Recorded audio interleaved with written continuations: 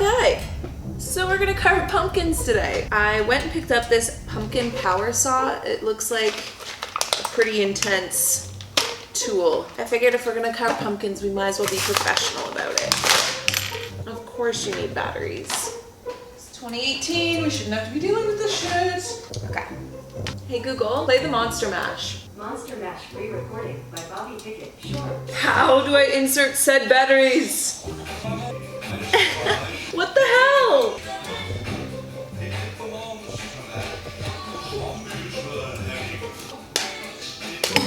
Oh, finally. Hey Google, I'm inspired. You can stop now. Today we're gonna be talking boys.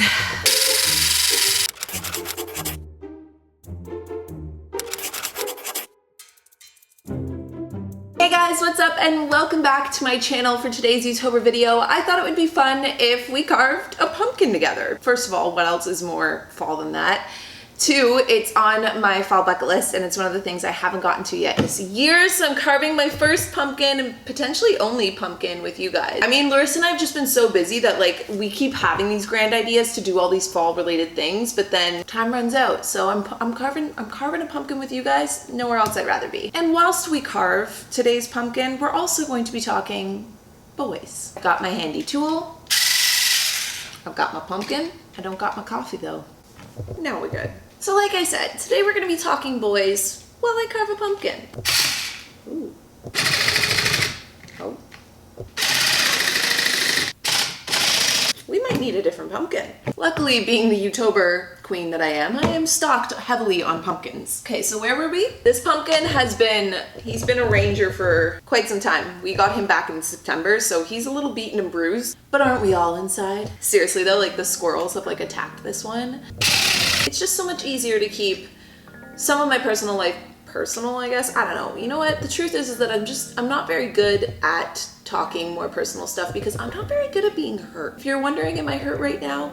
A little bit.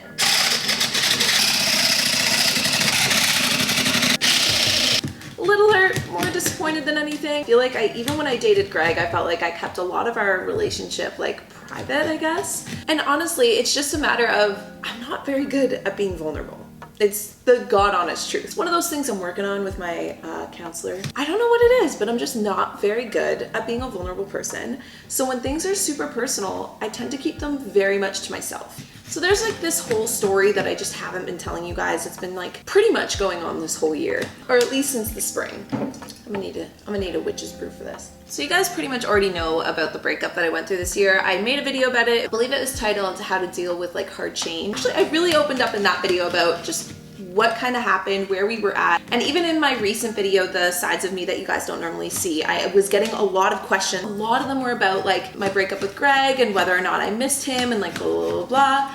And then some of you guys were asking, you know, like, have you been dating? Have you met anybody else? Have you whatever? The answer I gave was honest, but it was still pretty vague, you know? There's been a whole story that I haven't even told you guys, and I'm just feeling like I want to spill the tea today, or rather spill the pumpkin guts, if you will. So back after the breakup, I was pretty hurt. Like, I think it was pretty evident, even though I was obviously putting on my happy face and filming with you guys, and honestly, you guys pulled me through that breakup a lot. Like, just having something to focus on, having the ability to create, and I traveled a lot, like bopped out of Toronto, went to, like I did that like beach dance elephant, drove down to Florida with Bentley, like fresh into the middle of everything kind of happening, went to Coachella with my best friend Christine, danced my problems away.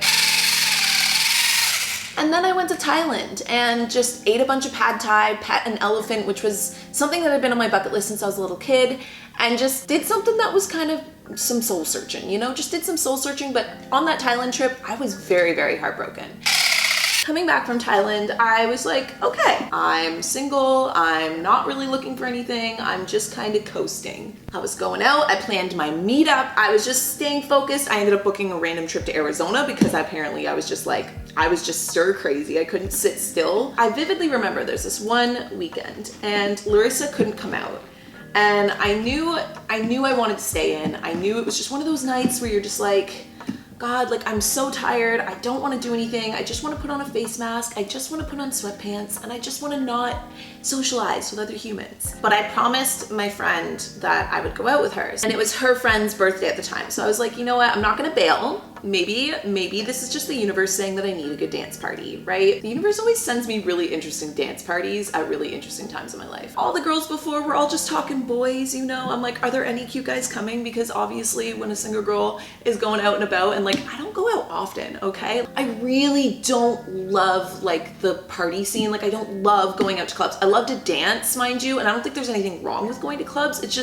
It's never been my most enjoyable way of spending a Friday night. I don't like being hungover. I get really anxious when I drink a lot, and like I can't be drunk or else I just freak out. Like I tweak and I go home and I wake up and I have all this like guilt and anxiety with just I just don't like to drink, okay? I like casual drinks. I just don't like to go like out drinking. So when I do, and I'll put that hot outfit that you really can only get away with going to like out to like a club, you best believe I'm like, so are there cute guys coming? And I remember my friend, she shows me this photo of this one guy that was coming. She shows me a couple photos actually, and I'm like, oh, cute. And like, just eyeing. I'm not like crazy interested. Honestly, it's looking at boys is fun. So the night begins, and I'm having so much fun. All the girls are like dancing on the bar. We're just like doing our thing. I start talking to one of the guys that my friend had showed me before. And when she had showed me him before, I was like, oh, not my type. Like, just whatever, like not my thing. But then when I met him in person, I was like, oh, he's kind of cute. And we started talking, and then we started dancing. He was a good dancer, and that kind of shook me a little bit because I swoon for a good dance, okay? Dancing is literally, even more than yoga, like my favorite thing in the world to do is to dance. I love dancing. I love music. When you can combine those things and you feel that energy inside your soul coursing through your blood, and you're just alive and free amongst a sea of people. You know that feeling? Only initial red flag, okay? I had seen him kiss a different girl earlier. While we start dancing, he goes to kiss me, and I'm like, no, sir. I saw you kiss someone else. We can dance, we can have some fun, but it's not my style. So the night carries on, and we just got talking about just like crazy stuff. You stay up super late and you just like talk to somebody like about random stuff, like why humans exist and whether or not there's aliens and what's the meaning of it all and what are our souls and what does it mean to be present and what does it mean to be conscious and what does it mean to like exist and where do we go when we die and what books do you read and what this book said and what that book said. Whoa, this is a really cool fellow human being. Like that was the initial feeling I had, was this person is really cool. Like my soul sees this person's soul and this person's soul sees my soul, and we're just like, hey. Second mistake was that we took it any further than that. The night ends with me leaving and him kissing me goodbye, and it was super sweet. Fast forward, we end up going on a date. The weird thing about this, how much guts we got left. This is also like the weird thing about telling these kinds of stories online, is that I know people that I know can watch this, and I know that he can watch this. I don't know, that kind of weirds me out a little bit, but honestly, whatever. Not only did we end up finding out that his roommate was someone I went to high school with. My best friend took his roommate to prom, and one of his really good friends was like my ex-boyfriend from high school, and it was just like there was a lot of parallels. We kind of were like running in similar circles but had never met before. And so we go on a date, and this is right before I'm like about to leave for Arizona. Like I said, this was still really fresh into the year. Like this was spring just barely crawling into summer, and I was still really just sad and upset and like mad kind of at the world for everything that had gone down with my past relationship. I'm not really good at processing being hurt. So I tend to kind of withdraw, and I tend to deal with things internally and come to conclusions with things by myself before I'm able to talk about it with other people. But at this point, I remember being on this date, and I remember Greg popping into my mind a couple times and me just being like, whoa, like I'm still really processing this. And I also remember after the first night I had met him, when he had kissed me, I remember being like, whoa, this is different than kissing Greg, because it was the first person I had pretty much kissed since my breakup. It kind of felt like fate that I was going away out of town and I was going on that trip, and I was just kind of soul searching and really processed the breakup and let it go. And I had like an amazing first few weeks of summer. Me and this guy were like, I feel like we need to give him a name, Casper. So I get back, and me and Casper, we're hanging out a lot, and Casper's friends and my friends, and that happiness you feel when the weather's nice and everybody just wants to do fun things. And it was just like, it was a super chill time. I had booked my BC trip earlier in the year, right? Like when I say that my breakup made me just want to travel and run. Like that is exactly what I did, because one of the things that Greg and I used to kind of fight about was that I would always be gone and he would always feel like he was waiting for me to come back. And so when Greg and I broke up, I took it as the opportunity to just like travel and just go wherever I wanted. Keeping things just like uncomplicated, hanging out, and just honestly just was Casper was just a good person. Like I think we just both enjoyed each other's company because we were into a lot of the same things. We soon discovered that not only would I be going away for 3 weeks to the West Coast, but he was going away to Europe. It was going to be a good solid 2 months that we probably weren't going to see each other. And it kind of put this like damper on everything because nothing was lining up. Nothing ever fully made sense. It just was what it was, and it just was what it was. When you meet cool people, you also just don't want to like cut them off. You just kind of want to hang around them. So I kind of went into denial a little bit. I'll cross the bridge when it's time for me to leave for BC. He had thought about it a lot further along and asked if we could talk, and we were gonna just not. We had said we wanted to be friends because it's true. Like it's really hard to meet people. It's really hard to meet souls that you feel like you've kind of known before, souls that you just like mesh with really well. So we were like, yeah, like let's be friends, you know? Just like that pure denial of like, oh, this is kind of shitty, let's be friends. But you're both like, ooh, I don't know how that's gonna work. And off I went to BC like 2 weeks later. So I'm in BC, right? And BC was one of the most magical trips of my life. I driving the West Coast with my dog, camping, having a ball. I'm thinking about it, but I'm not like overly thinking about it. I was just kind of doing me in BC. One day I get a message from my friend, and it was the friend that I was with the night that I had met Casper. She's like, whoa, Casper and I are talking about you. Like, do I open up this conversation and open myself up to suddenly, you know, cracking open that case again? Or do I just say, that's cool, and go on with my jolly life? Mistake number 3. I don't know what it was, but I was just like, okay. She starts hitting me with these screenshots. And I'm shook. Because here I am thinking like we're both good people with just bad timing, and we both still have kind of growth to do, and we've both found just a really good friend in each other. But oh boy. In these screenshots, not only is he hitting on my friend, the things he said about me, I was hurt. You know, being a girl and reading messages from somebody that like you kind of have a little bit of a crush on, and they're belittling you in a way, painting you with a storyline or a narrative to a storyline that makes it look like they were just too cool and you were too cute, like not woman enough, I guess, in a way. That hurts. I am such a believer that if things are meant to be, they'll be. And if they're not meant to be, they won't. And I was so good with that until I read these screenshots, because then I was like, oh my God. And my internal flip just switched. Like the fourth and biggest lesson I learned in all of this, to never let how someone else sees you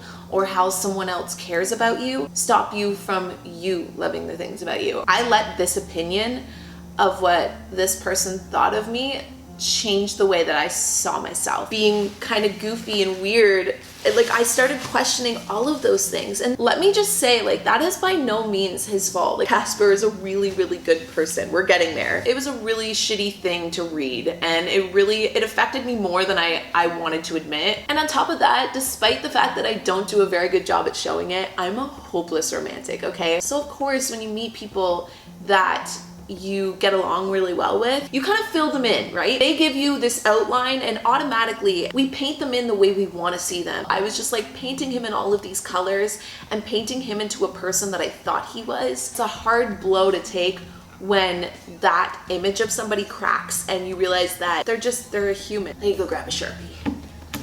Sharpie interlude. I like to try and see the good in people, and forgot to give him the benefit of the doubt that he's just a boy and he's just a human. I tweaked real hard, guys. Like, I was really shook by it. I started comparing myself to other girls. I was comparing myself to just like, why wasn't I good enough? I was trying to count all the ways that I could better myself. I was trying to figure out, I was literally racking my brain. And I don't think we should be giving anyone that kind of power. I come back from BC, I'm doing my own thing. Like, things were pretty hectic. When I got back from BC, Larissa and I were on the hunt for this apartment. I was so in denial about the way that this affected me that I pretended it didn't. I was just like, oh, what a crappy person. You're dead to me. Until, of course, the 2 months goes by and he gets back from Europe the minute he reached out. Curiosity just like got the best of me. We made plans for him to come help me move a couple things. And I'm sitting here like, oh, like, I don't really care. Like, this is just whatever. I can let this go. I can just understand that maybe we were just truly meant to be friends and we overcomplicated it. And now we're just gonna go back to being friends because this person is a really cool person. Then things got complicated again. So Larissa and I move into this apartment. We had gone out this night and lo and behold, he shows up. Again, I'm like, whatever, I'm cool. I had met other people. I had gone on dates. I had kissed other boys. I was over it. I don't know what happened, but somehow we got on the dance floor again and things got complicated again. And I said to him, if you don't like me, that's fine. But if you don't like me, don't ever kiss me again because it's mean. And his response was to kiss me again. The following few weeks, okay, things are they just kind of go to this like wishy-washy state of we're not really friends. We're not really more than friends.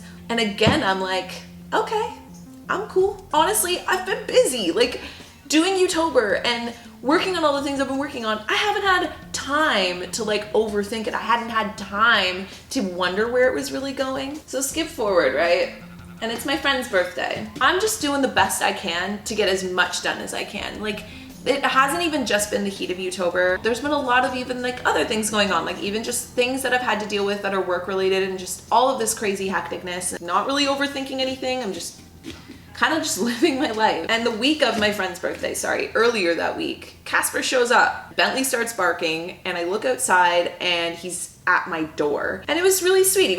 He came by to drop off a book that he had been telling me about. So a few days later, like 2 days later, it's my friend's birthday and I go out and he shows up with his friends. Of course, Casper and I start dancing, and if you guys haven't figured it out by now, anytime Casper and I start dancing, it's just bad news bears, okay? It never ends well. I mean, then we kissed. We end up cracking into this like massive conversation in the middle of a bar, of all places. And he's like, I don't know, like, I don't know what's going on, like, I can't be in a relationship. And I'm sitting there like, who said anything about a relationship do I want from life right now? Like, am I ready for a relationship? Like, I just completely, mistake number 6, forgot about myself in all of this. I was like, do I even want a relationship? I'm not even thinking at all because I'm just like, holy crap, I just need to get a YouTober video up today. I don't know why you're in my life. I don't know where you came from or why it's so easy to hang out with you, or like, I don't know if you're supposed to be one of my best friends. I don't know if you're supposed to be like, if I'm supposed to be like more like one of the guys. There we are on another dance floor,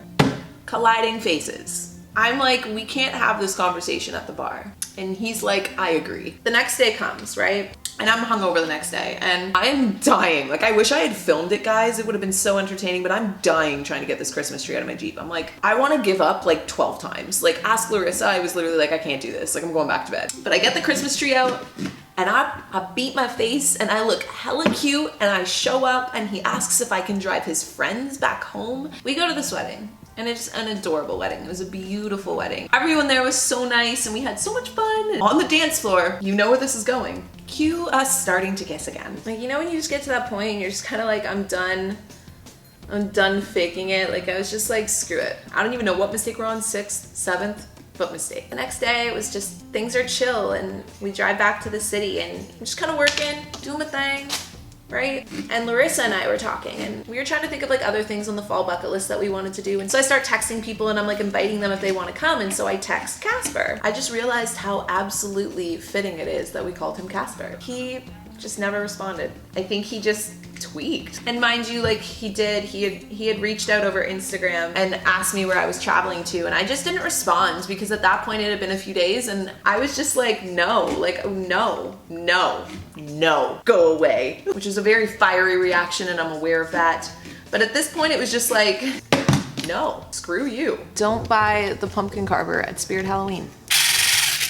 I broke it. The blade came right off. This person wasn't who I thought they were, even just down to like the moral compass, like as a friend, just not even just being the person or having the respect, not getting that respect.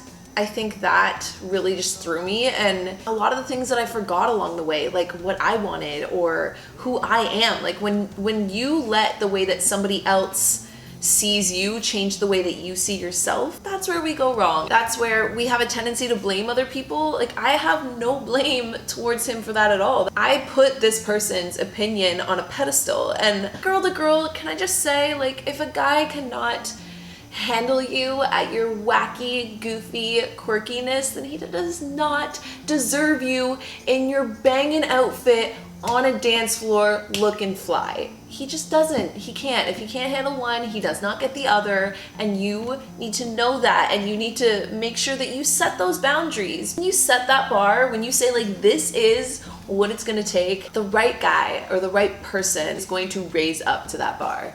And if they don't paint them in that bar to try and delude yourself just because, like, you know, you're bored. In all reality, if I would have just stopped resisting and put up my boundaries from the forefront, I wouldn't have been so shook last week when I got Caspered, okay? By Casper.